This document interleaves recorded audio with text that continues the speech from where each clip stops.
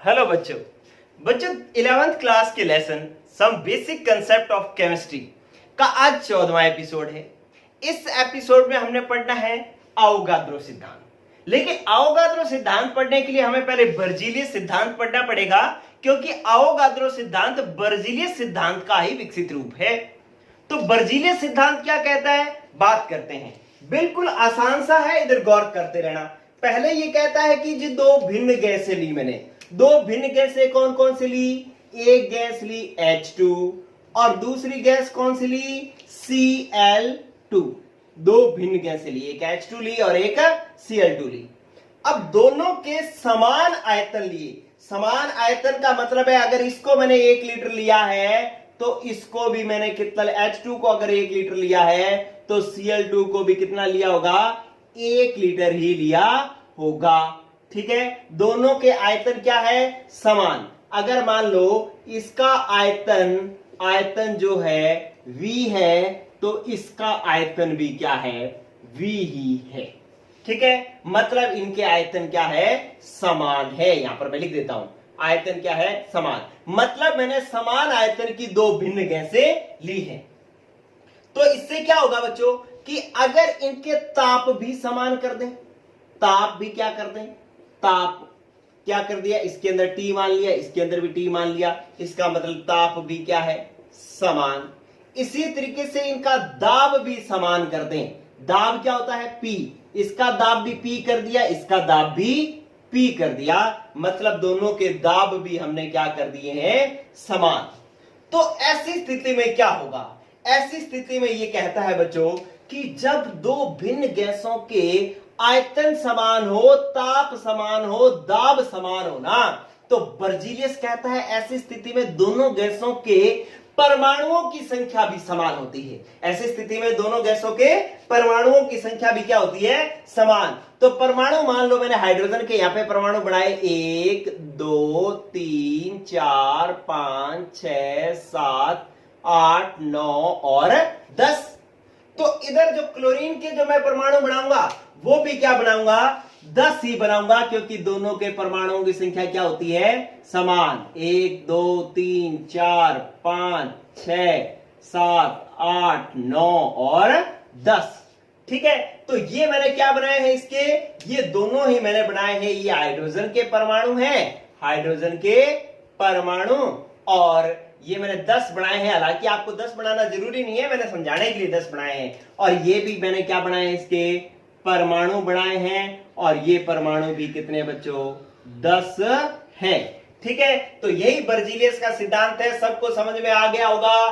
क्या कह रहा है कि समान आयतन की दो भिन्न गैसों के परमाणुओं की संख्या भी समान होती है जब उनके ताप और दाब क्या हो, समान हो। ठीक है, तो ये बर्जीलियस सिद्धांत है। अब मैं सिद्धांत लिख देता हूं, क्या है कि इस नियम के अनुसार या इस सिद्धांत के अनुसार मैं लिखूंगा बर्जीलियस नियम के अनुसार क्या हो, समान ताप व दाब पर, समान ताप व दाब पर समान आयतन की दो भिन्न गैसों के, समान आयतन की दो भिन्न गैसों के परमाणुओं की संख्या भी समान होती है। परमाणुओं की संख्या भी समान होती है। ठीक है, समान होती है। तो ये आपके पास आ गया बर्जीलियस का सिद्धांत। बोलो बच्चों, समझ में आया या नहीं? क्या आपके सामने सारी कहानी मैंने आपको बना दी है, ये बर्जीलियस का सिद्धांत है। चलिए अब हम इस बर्जीलियस के सिद्धांत को और आगे एक्सप्लेन करने की कोशिश करते हैं। मैं इसको साफ कर रहा हूं, इतने भाग को साफ कर रहा हूं, इधर देखें, कर दूं? आप इसको स्क्रीनशॉट ले लें। आपको ये जब ये समझोगे ना तो ये नियम तो लाइनें तो आप अपने आप बना लोगे। ठीक है, कोशिश किया करो कि ये चीजें अपने आप लिख लो जब मैं ये पूरा एग्जाम्पल समझा दूं तो फिर। ठीक है, चलिए इसका स्क्रीनशॉट ले लेना। अब देखो बच्चों क्या किया मैंने कि एक एग्जाम्पल बनाया। ये कहता है, इसको भी साफ कर ही देता हूं क्योंकि पूरा बोर्ड चाहिए। देखो बच्चों क्या करना है, अपनों ने एक अभिक्रिया लिखी कि H2 gas plus Cl2 gas और ये मिलकर के बना रहा है 2HCl गैस। ठीक है, तो अब क्या होगा इसके अंदर ये गैस ये अभिक्रिया है, अभिक्रियाकारक गैसें हैं, उत्पाद गैसें हैं। तो गैलुसाक नियम ने क्या कहा था? गैलुसाक नियम ने क्या कहा था? गैलुसाक नियम ने कहा था कि ये जब दो गैसें अभिक्रिया करती हैं तो एक निश्चित अनुपात में अभिक्रिया करती होती हैं, आयतन के एक निश्चित अनुपात में। इसका यहां पर आयतन कितना होगा? कुछ नहीं लिखा हुआ, तो मतलब इसका एक आयतन, और इसका भी कितना होगा? एक आयतन, और इसका कितना आयतन होगा? दो आयतन। ये लो, ये कह दिया। अब गैलुसाक के नियम तो ये हो गया। अब बर्जीलियस क्या कहता है? बर्जीलियस कहता है कि बर्जीलियस के अनुसार क्या हो गया कि अगर आयतन दोनों के समान हो तो उनमें परमाणुओं की संख्या भी क्या होती है? समान। मैं मानता हूं कि H2 के एक आयतन में इसके परमाणुओं की संख्या है मेरे पास n परमाणु। ठीक है, तो इसका भी एक ही आयतन है, तो इसके अंदर भी कितने होंगे? n ही परमाणु होंगे। ठीक है, एक आयतन का मतलब 1 लीटर हो सकता है, ये 1 लीटर हो सकता है, ये 2 लीटर हो सकता है। ठीक है, तो अगर इसका 1 लीटर है तो इसमें n परमाणु हो गए। अब 1 लीटर ये है, तो बर्जीलियस ने यही तो कहा था कि अगर आयतन समान हो तो परमाणु भी समान होंगे, इसलिए इसके में भी n परमाणु और इसमें भी n परमाणु। लेकिन इसका 2 आयतन है तो इसके परमाणुओं की संख्या भी कितनी हो जाएगी? 2n परमाणु हो जाएंगे। अगर n का मान मैं 1 रख दूं तो ये मेरे पास कितना हो जाएगा? ये हो जाएगा 1 परमाणु, और ये भी कितना हो जाएगा? 1 परमाणु, और ये कितने बन जाएंगे? 2 परमाणु। HCl को ये परमाणु कह रहा है ना कि ये 2 परमाणु बन जाएंगे। अच्छा बच्चों, अब क्या करना है कि ये 2 परमाणु बन गए। अगर मेरे को इसका 1 परमाणु चाहिए होता, 1 परमाणु मतलब आपने इसको ना, इसको HCl को परमाणु कह रहा है, ये थोड़ा सा यहां पर ध्यान रखना। तो अगर मैं इसका एक अणु बनाना चाहूं, इसको चाहे तो आप अणु कह लो, ठीक है, 2 अणु। अगर मैं इसका एक अणु बनाना चाहूं, जैसे HCl 2 HCl ना बना करके 1 HCl बनाना चाहूं, एक अणु बनाना चाहूं, तो मैंने इसको क्या किया? 2 से भाग दिया है, तो इसको भी 2 से भाग दूंगा, इसको भी 2 से भाग दूंगा, तो ये कितना हो जाएगा? आधा परमाणु। ये कितना हो जाएगा? आधा परमाणु। ये भी कितना हो जाएगा? आधा परमाणु। ठीक है, और ये कितना बढ़ेगा? आप चलो जो नियम है उसी के हिसाब से लिखो, ये परमाणु, तो ये कितना बढ़ेगा? 1 परमाणु। ठीक है, तो अब बर्जीलियस के नियम के अनुसार तो ये सिद्धांत बन गया कि हमने क्या किया कि एक अभिक्रिया लिखी H2 + Cl2 gives to 2HCl। इसका एक आयतन, क्योंकि यहां पर 1 लिखा हुआ था, यहां पे कुछ नहीं लिखा होने का मतलब 1 मानना है आपने। यहां पर 1 आयतन, यहां पर 2 आयतन। ये गैलुसाक के नियम के अनुसार है कि किस अनुपात में अभिक्रिया कर रहा है? 1:1:2 में। बर्जीलियस कहता है कि अगर आयतन समान हो तो परमाणुओं की संख्या समान होती है, तो इसका एक n परमाणु, इसमें भी n परमाणु, इसमें 2n परमाणु। अगर n का मान 1 में रख दूं तो n का मान 1 रख दूं तो ये 1 परमाणु, ये 1 परमाणु, ये 2 परमाणु। n का मान 1 रख दूंगा, 2 × 1 2 परमाणु आ जाएगा। ये बनेगी मेरे पास 2 परमाणु। अब मैं क्या करता हूं कि इस पूरे को 2 से भाग दे दूं, तो ये कितना हो जाएगा? आधा। ये भी आधा, 2 को 2 से भाग दूंगा तो ये आ जाएगा 1 परमाणु। तो इसका मतलब इस अभिक्रिया में H2 का आधा परमाणु भाग ले रहा है, Cl2 का भी आधा परमाणु भाग ले रहा है। ठीक है, लेकिन आपने 9वीं से परमाणु की परिभाषा पढ़ी थी, ये कह रहा है ये आधा परमाणु, ये आधा परमाणु भाग ले रहा है। यही बर्जीलियस के नियम की कमी आ गई थी। क्या कि आपने 9th क्लास से पढ़ा है, डाल्टन ने बताया था कि परमाणु को तो तोड़ा नहीं जा सकता। अगर तोड़ा नहीं जा सकता तो ये आधा आधा परमाणु कैसे काम में आ रहा है? इसलिए ये सिद्धांत यहां पर हो गया फेल। इसको फिर विकसित करने के लिए अवोगाद्रो आया था। ठीक है, अवोगाद्रो क्या कहता है? अवोगाद्रो कहता है, पहले ये बर्जीलियस की पूरी बात समझ में आ गई, अब बात करो अवोगाद्रो की। देखो, अवोगाद्रो कहता है कि चलो अब मैं इसको विकसित करता हूं। क्या करता हूं? ये लो, आप 2 गैसें लो, अब फिर H2 और फिर Cl2। देखना बच्चों, बिल्कुल थोड़ा सा ही अंतर है, आप इसको थोड़े से अंतर को समझें। देखो, ये H2, ये Cl2, दोनों के आयतन हमने समान कर लिए, दोनों के आयतन मैंने कर दिए समान। ये लो, ये इतना आयतन इसका है और इतना ही आयतन इसका है, दोनों के लिए डब्बे समान है। ध्यान रखना, कोई ऐसे मत सोचना कि ये बड़े छोटे हैं। ठीक है, ये लो, ये दोनों के आयतन है समान। अब मैंने इसके आयतन क्या कर दी, समान आयतन। कितना, इसका भी v आयतन ले लिया, इसका भी v आयतन ले लिया। वैसे ही जैसे बर्जीलियस ने किया था, ताप भी क्या कर दो, समान। ठीक है, ताप क्या कर दो, समान, समान ताप। कितना कितना, इसका भी T, इसका भी T। दाब भी क्या कर दो दोस्तों, समान। ठीक है, समान कर दिया हमने। दाब क्या बन गया, P, और ये भी हो गया दाब P।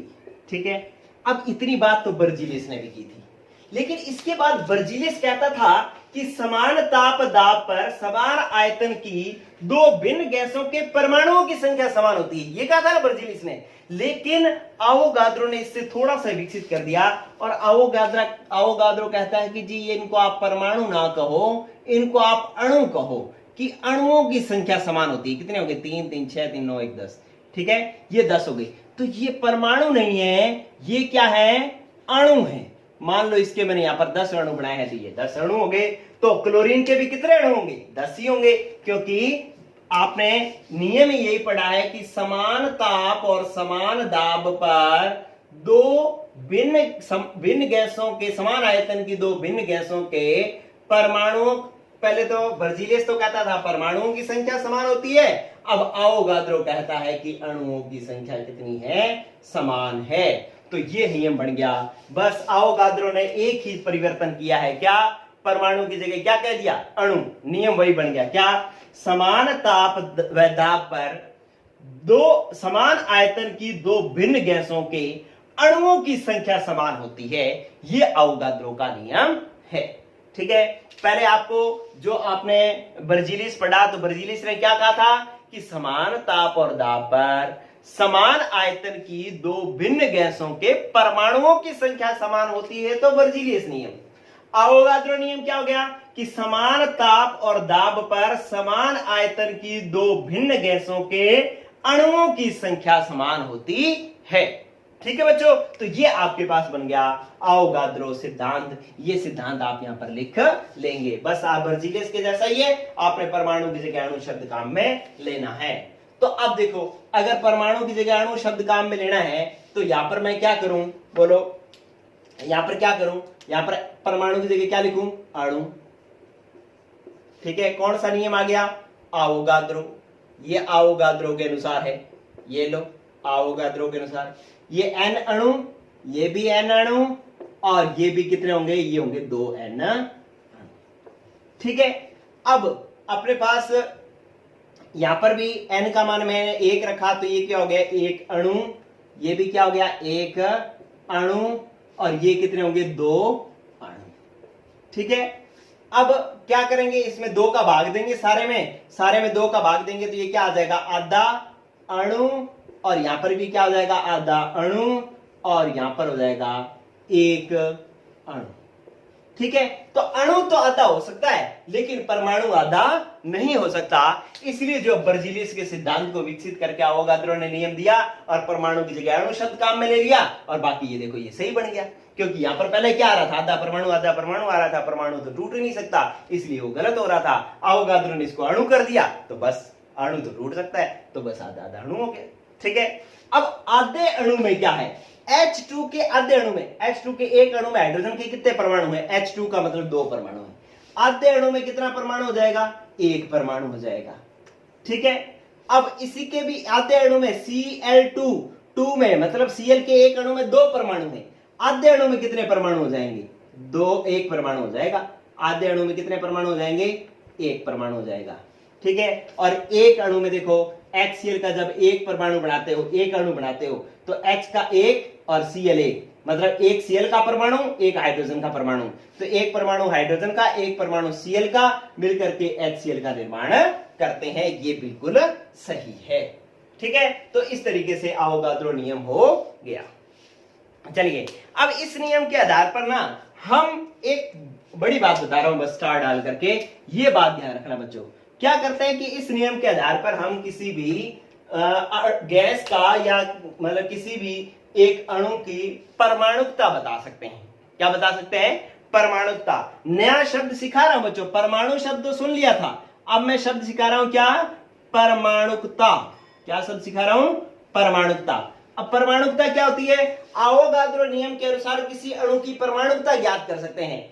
परमाणुकता होती है किसी अणु में उपस्थित परमाणुओं की संख्या। जैसे मैंने लिखा H2, H2 एक अणु है, इसमें कितने परमाणु हैं? 2, तो इसकी परमाणुकता होगी 2। ठीक है। मैंने लिखा Cl2, परमाणुकता बोलो कितनी? 2। मैंने लिखा ओजोन का अणु लिखा O3, तो एक अणु में 3 परमाणु हैं, तो इसकी परमाणुकता कितनी होगी? 3। सल्फर का अणु होता है S8, तो इसका मतलब इसमें परमाणु कितने हैं? एक अणु में परमाणु कितने हैं? 8, तो इसकी परमाणुकता कितनी होगी? 8। मैंने लिख दिया P4, फास्फोरस का अणु होता है P4, तो P4 में परमाणु कितने हैं? 4, तो इसकी परमाणुकता होगी 4। मैंने लिखा NH3 की परमाणुकता बोलो कितनी बनेगी? एक नाइट्रोजन और 3 हाइड्रोजन, टोटल कितने हो गए? 4, तो इसकी भी परमाणुकता कितनी होगी? 4।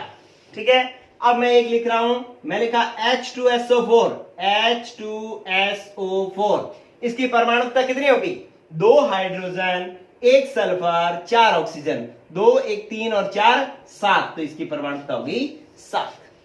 ठीक है। एक मैं आपको क्वेश्चन दे रहा हूं, आप कमेंट बॉक्स में मेरे को इसका आंसर बताओ कि इसके अंदर इसकी परमाणुकता कितनी होगी। मैं लिखा K2CR2O7, इसकी परमाणुकता मुझे बताओ कि इसकी परमाणुकता कितनी होगी।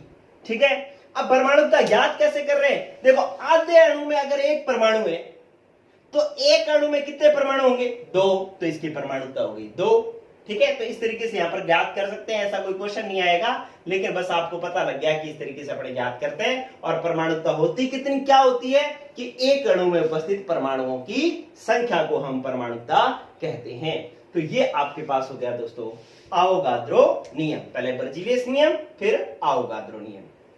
तो इस तरीके से आज का एपिसोड हुआ खत्म। अगले एपिसोड में अपने पढ़ेंगे नेक्स्ट। चलिए आज के लिए इतना ही। गुड लक दोस्तों, पढ़ते रहो, बाय।